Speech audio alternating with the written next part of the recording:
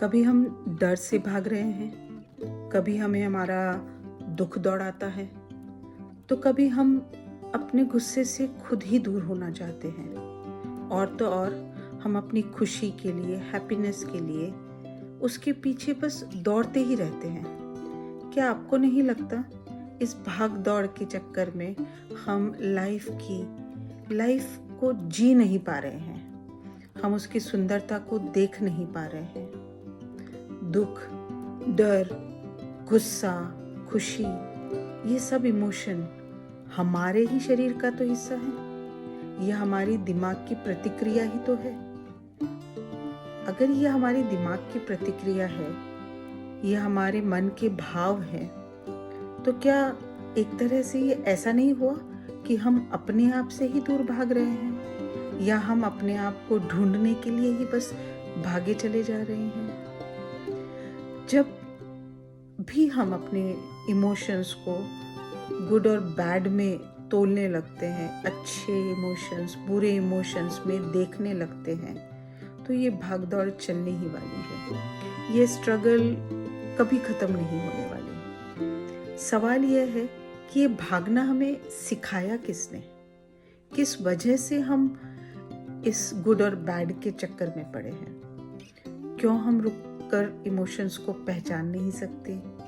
क्यों ऐसा होता है कि हम आराम से इन्हें बैठकर, समझकर, पहचानकर इनके साथ जी पाते हैं?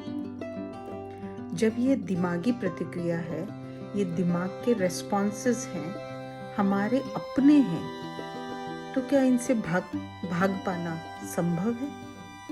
तो फिर क्या गलत हो रहा है, ये जानना बहुत ज़रूरी है। बचपन से ही हमें कई बार बताया जाता है कि रोना मत, देखो सब लोग तुम्हें देख रहे हैं, हंसेंगे तुम पर लोग, डरो नहीं, तुम्हें कमज़ोर कहेंगे। और गुस्सा तो पागल लोग करते हैं, पागलपन की निशानी है। लेकिन जब हम खुश होते हैं तो हमें ऐसा कुछ कहा नहीं जाता, उसके लिए हमें एनकरेज किया जाता है। Yes, that's like my boy, that's like my girl, this is good. उस समय ये क्यों नहीं कहा जाता? बस यही सब शब्द और ये मानिए कि यहीं से हमारे इमोशंस को गुड और बैड के कैटेगरी में कैसे डाला जाए, उस एजुकेशन की शुरुआत हो जाती है। काश हमें डर एक कमज़ोरी है, गुस्सा एक नादानी है, इस एजुकेशन की बजाय ये बताया जाता, या फिर ये कहिए कि ये समझाया जाता कि पहचानो डर के पीछे कारण क्या है, ये डर आपको क्यों लग रहा है। पहचानो, गुस्सा आता है तो कहाँ फील होता है, कैसा फील होता है। देखो कि आप जब भी दुखी हो तो आप कैसा बिहेव करते हो। या फिर ऐसा बताया जाए कि सोचो, जब भी आप इमोशंस के पीछे जो भी बिहेवियर करते हैं, उस बिहेवियर से कुछ हासिल होता है या नहीं होता।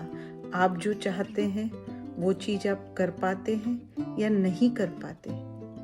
अगर बचपन से ही ये सब हमें सिखाया जाए तो हम नादानी में इधर उधर दौड़ते भागते अपनी सुंदर जिंदगी को यूं ही व्यर्थ में गंवाते नज़र नहीं आते, बल्कि हर एक इमोशन को एक रिसोर्स की तरह यूज़ करके उसे अपना दोस्त बनाकर इस लाइफ की सुंदरता को महसूस कर पाते और